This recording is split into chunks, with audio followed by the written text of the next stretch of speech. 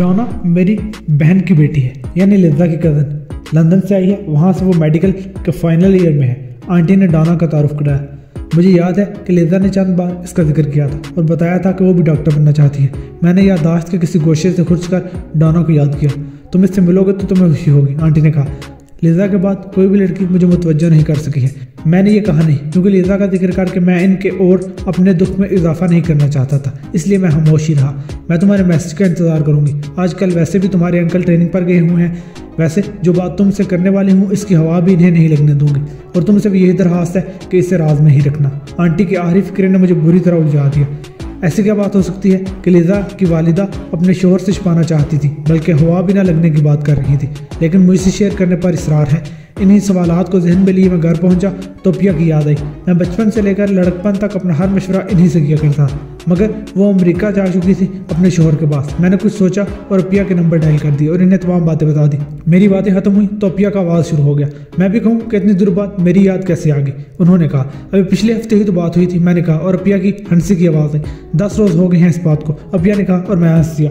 आप ये क्यों नहीं समझती कि अब आप अमेरिका में हैं और मिसेज अरशद हैं? वो जो आपकी शादी से पहले हम घंटों साथ रहते थे, अब नहीं हो सकता। मैंने कहा, चलो मान लेती हूँ, अब बताओ कि फ़ोन कैसे किया है? उन्होंने कहा, और मैंने तमाम बातें दोहरा दी। इसमें परेशानी वाली क्या बात है? अपिया ने बात की गहराई में जाने की बजाय अपने रवायती लाओबालीपन से कहा, आप समझ नहीं रही। मैंने कहा, अब मुझसे 7 साल छोटा भी मुझे समझाएगा कि असल बात क्या है? अपिया ने तंजिया लहजे में कहा, यार अगर आंटी तुम्हें बुला रही हैं तो इस्लामाबाद चले जाओ। अपिया ने कहा, जब तक तुम वहाँ जाओगे नहीं और यहीं कराची बैठकर अंदाजे लगाते रहोगे तो कुछ समझ में नहीं आएगा, और तुम अब्बा के फ़ोन का बिल बढ़ाते रहोगे। अपिया ने कहा, और मुझे गुस्सा सा आने लगा। मैंने अपने मोबाइल से फ़ोन किया है। मैंने कहा, अपने मोबाइल से क्या हुआ? ये घर के नंबरों में से आखिर बोझ तो अब्बा पर ही आएगा ना? अपिया ने कहा, और मैंने कुछ कहे बगैर लाइन काट दी। मैंने इस्लामाबाद के लिए टिकट बुक कराने के लिए फ़ोन करने शुरू कर दिए, लेकिन कहीं से मुस्बत जवाब नहीं मिले। तब मैंने अब्बा को फ़ोन कर दिया, अब्बा मैं आपके ऑफिस में आ रहा हूँ। राब्ता होते ही मैंने कहा, मैं दफ्तर में नहीं हूँ, साइट पर आया हूँ, लेकिन हैरियत तो है। अब्बा ने सवाल किया, कल के लिए इस्लामाबाद का टिकट चाहिए। मैंने जवाब दिया, हैरियत है? क्या वज़ीर-ए-आज़म ने मुलाकात के लिए बुलवाया है? अब्बा ने कहा। अब्बा ने अपिया का लहजा अपनाया, बल्कि सच तो ये था कि अपिया ने जो कुछ सीखा था वो अब्बा ही से सीखा था। मैंने अब्बा को आंटी से होने वाली गुफ्तगू बताई। तुम दफ्तर सिर्फ इतने से काम के लिए आ रहे हो? अब्बा ने कहा, मैं तमाम एयरलाइंस से रब्ता कर चुका हूँ, लेकिन कहीं जगह नहीं है। ठीक है, मैं कुछ इंतजाम करता हूँ, तुम घर जाओ। टिकट मिलते ही मैंने तफसीलात लिज़ा के वालिदा के नंबर पर भेज दी। घर आकर मैंने अम्मी से कहा, एक छोटे सूट केस में 2 सूट पैक कर दें, इस्लामाबाद जा रहा हूँ। और इसके साथ ही मैंने इनके क्यों वगैरह के जवाब दे दिए। शादी में तो आए नहीं, अब काम पड़ा है तो तुम्हें बुला रहे हैं। अम्मी ने पैकिंग के दौरान बड़बड़ाना शुरू कर दिया। इनकी शिकायत अपनी जगह, लेकिन मैं इससे इत्तेफाक ना कर सका कि काम पड़ गया तो बुलवा रहे हैं। मुझसे इन्हें क्या काम हो सकता है? मेरे जहन ने सरगोशी की, लेकिन मैं इस कमरे की तरफ बढ़ गया जो पिया के जाने के बाद खाली हुआ, तो मैंने इसे स्टडी बना लिया। मैंने शेल्फ से किताबें निकाली और बेड पर बैठकर ही पढ़ने लगा। अब्बा और अपिया के साथ लिज़ा ने भी इस आदत पर मुझे कई मरतबा टोका था, लेकिन मैंने अपनी आदत कायम रखी थी। अगले हफ्ते से एग्जाम शुरू हो रहे थे और मुझे इसकी तैयारी करना थी। मैं किताब खोलकर देखता रहा, लेकिन जहन में लिज़ा थी, इसलिए कुछ समझ में नहीं आ रहा था कि अचानक मेरे मुंह से निकला, लिज़ा तुम क्यों चली गई हो? मुझे मालूम था कि आवाज़ लिज़ा समेत किसी तक नहीं पहुंचेगी, लेकिन इसके साथ ही जहन पर एक सुकून तारी होता चला गया। इंटर के इम्तिहानात से कबल हम 3 बंदे एक कमरे में होते थे, लिज़ा, अपिया और मैं। कभी वो कमरा अपिया का होता जहाँ लिज़ा भी मुकीम थी, और कभी वो दोनों मेरे कमरे में आ जाया करती। अपिया हम दोनों की रहनुमाई करती, लेकिन ज़्यादातर तवज्जो उनकी लिज़ा की तरफ होती, और जब होती थी तो तनज़ के तीर चलाने के सिवा कोई काम नहीं होता था। एक बार अगर 2.5% मार्क्स ज़्यादा आ गए तो इसका ये मतलब नहीं कि पढ़ाई पर तवज्जो ना दो, वो कहती थी। 2-2.5% नहीं, 4% मार्क्स मेरे से बेहतर है, मैं कहता था। अब की बार इतने ही फीसद मार्क्स इसके ज़्यादा होंगे, अपिया कहती, और लिज़ा इस दौरान मुस्कुराती रहती। इंटर के इम्तिहानात के चौथे रोज़ लिज़ा ने इस्लामाबाद जाने के लिए कहा, मगर इसका कहना था कि हमें बाई रोड जाना चाहिए। वो क्यों? अपिया ने जो हर मामले में लिज़ा का साथ देती थी, इस बार सवाल के बगैर ना रह सकी। 1600 किलोमीटर का फासला। अपिया ने कहा, तो क्या हुआ? ड्राइवर भी तो 3 है। लिज़ा अपनी बात पर अड़ी हुई थी। तुम गाड़ी चलाओगी तो मैं कभी इसमें नहीं बैठूंगी। इसकी वजह? अपिया ने सवाल किया। इतनी तेज़ गाड़ी चलाती है, मैंने कहना चाहा, लेकिन लिज़ा ने मुझे कहने का मौका ही नहीं दिया। स्कूल और फिर कॉलेज में मैं ही तुम्हें लेकर जाया करती हूँ। लिज़ा ने कहा, शहर में भी तुम्हारी स्पीड इतनी हाई होती है कि मैं कांपता रहता था। अब गाड़ी लगी कब लगी? हाईवे पर तो मैं कभी भी तुम्हारे हाथ स्टीयरिंग पर ना आने दूंगा। मैंने कहा, ठीक है, फिर मैं और अपिया गाड़ी में जाएंगे, तुम पैदल आ जाना। लिज़ा ने कहा, इससे बेहतर ये नहीं कि जहाज़ का टिकट लो और 2 घंटों में घर पहुंच जाओ। मैंने कहा, ये मैं भी जानती हूँ, लेकिन हाईवे से जाने के अपने ही मज़े हैं। लिज़ा ने कहा, सारे रास्ते नज़ारे करते और रुकते हुए सफ़र का मुकाबला हवाई सफ़र से। लिज़ा ने कहा, और मुझे महसूस हुआ कि अपिया का वोट भी इसकी हिमायत में आने वाला है। फिर मेरा शुबा सही साबित हुआ। बात तो इसकी गलत नहीं है। अपिया, तुमने भी लोटा होने में देर नहीं लगाई। मैंने कहा, लोटा होने में फ़ायदा ये है कि हमेशा इक़्तिदार में रहते हैं। अपिया ने कहा, शुक्र है तुम्हारा सियासत से कोई ताल्लुक नहीं। मैंने कहा, और अपिया के साथ लिजा ने भी कहका लगा दिया। तुमने शिकस्त सामने देखी तो लोटा होने का ताना देने लगे। लिजा ने कहा, मैं अपनी बात पर कायम हूँ कि तुम्हें ड्राइविंग नहीं आती। मैं अपनी बात पर अड़ गया। तुम्हारे अलावा हर एक मेरी ड्राइविंग की तारीफ करता है। लिजा ने तंग आकर कहा। इन्हीं ख्यालों में जाने कब मेरी आंख लग गई और मैंने सोने के तमाम रिकॉर्ड तोड़ दिए। खाने के लिए अम्मी आई, लेकिन मैं नहीं जागा। जब अब्बा ने आकर जगाया तो उठ गया। उठ जाओ, अजान हो चुकी है। उन्होंने मुझे उठता देखकर कहा, तुम तो कह रहे थे कि मैं पलक नहीं चिपकाऊंगा और ऐसे सोए कि डिनर के लिए उठना भी गवारा नहीं। मैंने उठने में देर नहीं की, ना बाथरूम में वक्त लगा, नमाज भी तेजी से पढ़ी और अटैची लेकर बाहर जाने ही वाला था कि अम्मी की आवाज़ आई, मैं नाश्ता लगा रही हूँ, खा कर जाना। जल्दी जल्दी चंद लुकमे मुंह में डाले और बाहर निकल आया। ड्राइवर कार लिए खड़ा था। तुम पीछे जाओ, कार मैं ड्राइव करूंगा, मैंने कहा, और वो बगैर कुछ कहे पिछली सीट पे चला गया। जब हम एयरपोर्ट की इमारत में दाखिल हुए तो 5:10 हो चुके थे। मैं बोर्डिंग कार्ड लेने चला गया। बोर्डिंग कार्ड लेकर वेटिंग लाउंज में आया तो फ्लाइट में 1.5 घंटा बाकी था। नींद पूरी ना होने की वजह से मैं कुछ ही देर में ऊँग गया। इस वक्त उठा जब मुझे कंधे से झुंझुड़ा गया। मैं जहाज़ में सवार हुआ तो एयर होस्टेस ने रहनुमाई की। मेरी नशिस्त विंड सीट थी। दरमियान वाली नशिस्त पर एक जानी पहचानी शक्ल नजर आई। इनमें मैं इन 2 ख़वातीन से बचता हुआ अपनी सीट पर बैठ गया। कुछ ही देर में जहाज़ के टेक ऑफ होने का ऐलान हुआ।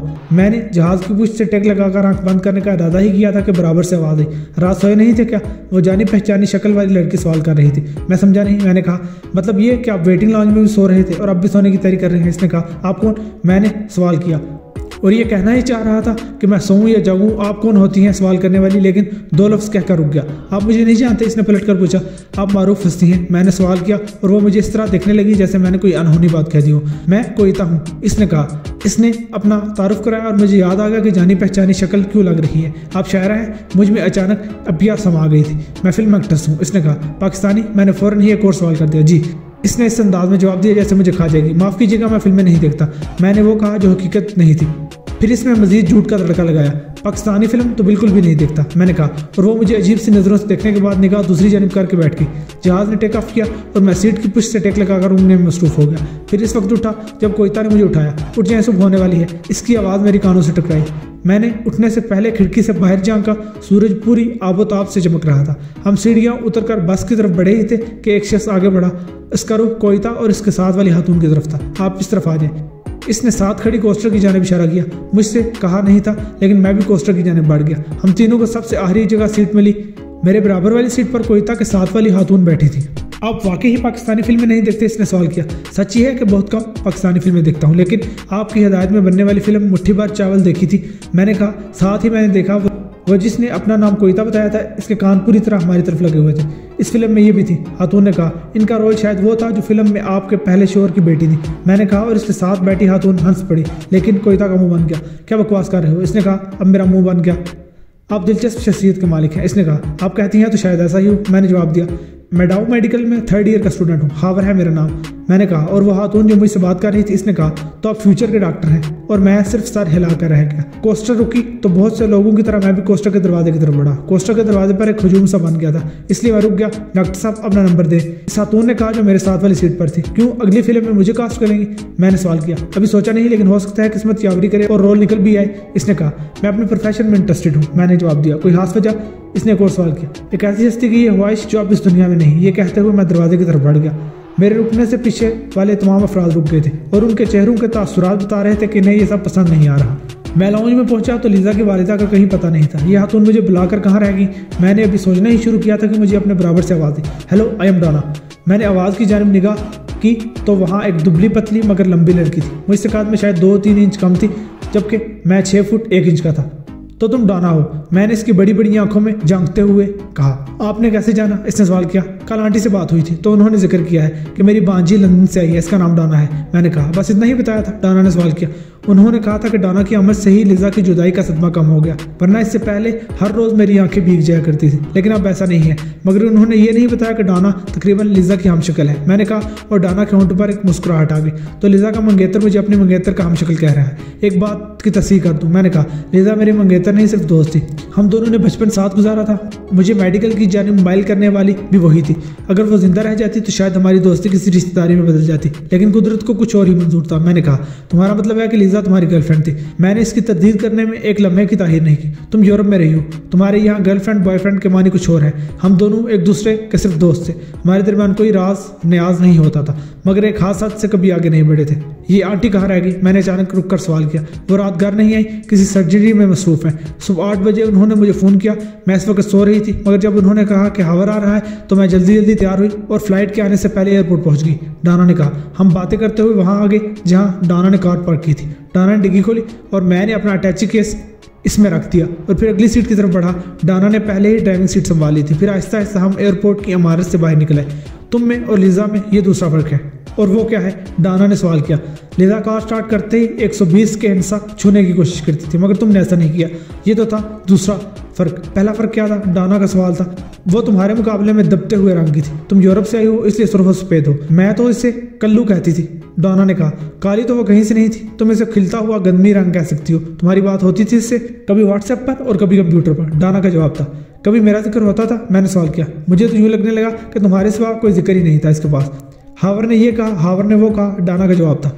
जब पहली बार तुमने इसका हाथ पकड़ा था वो भी इसने बताया था, इसने कहा। और जब हावर ने मुझे छुआ तो मैं काम कर रह गई। समझ में नहीं आ रहा था कि वो इससे आगे बढ़ा तो मैं रोक पाऊंगी या नहीं। अगर इसने मुझे प्रपोज कर दिया तो मैं किस तरह इनकार कर पाऊंगी? इसने कहा। इसने मुझसे तो कभी ये बात नहीं की। मैंने कहा वो इसलिए कि अगर वो इनकार करती तो इससे वजह भी बताना पड़ती, जो वो कभी बताना नहीं चाहती थी। डाना ने कहा। जब तुम इतनी ही बातें जानती हो तो ये भी जानती होगी कि मुझे इस्लामाबाद क्यों तलब किया गया? मैंने कहा और इसकी नजरें झुक गई। इसका जवाब तो सिर्फ वही दे सकेंगी जिन्होंने तुम्हें यहाँ बुलवाया है। मैं फिर वक्त इतना बता देती हूँ कि आंटी का ख्याल है कि लिजा हादसे का शिकार नहीं हुई बल्कि इसने खुदकुशी की है। डाना ने एक ऐसी बात की कि मैं अपनी जगह से काम कर रह गया। पुलिस का कहना तो ये है कि कार स्पीड में थी और सामने कंटेनर को देखकर वो काबू नवाज गई और कार खड़े हुए कंटेनर में घुस गई। आपने देखी है वो कार हादसे के बाद? डाना ने पूछा। हमारी फैमिली हादसे के अगले रोज पहुंची थी। कार वाकई ही सालन में थी कि लोगों का कहना सच ही साबित होता था कि कार को काट कर लाश निकल गई थी। तो आंटी ये समझ रही हैं कि लिजा ने खुद कार टकराई है? मैंने सवाल किया। सिर्फ एक बात नहीं है, बेहतर होगा कि आंटी आ जाए तो तुम खुद ही इनसे बात कर लेना। क्या बात करूं? जो कुछ आप समझ रही हैं वैसा नहीं है। तुम जितने उनके खिलाफ बात करोगे वो तुम्हारी हर दलील मुस्तरद कर देंगे। तुम्हारा क्या ख्याल है? मेरी उनसे कम बहस हुई होगी, लेकिन जब उन्होंने लिजा की डायरी मेरे सामने रखी और वो बिल दिखाए जो साइकाट्रिस्ट को दिखाती थी तो मुझे इनकी बातों पर यकीन आता चला गया। तुम्हें लिजा ने बताया होगा कि कराची से हमने इस्लामाबाद तक बाई रोड सफ़र किया था। बताया था कि इब्तिदा में आप उसकी ड्राइविंग करने के मुखालिफ थे।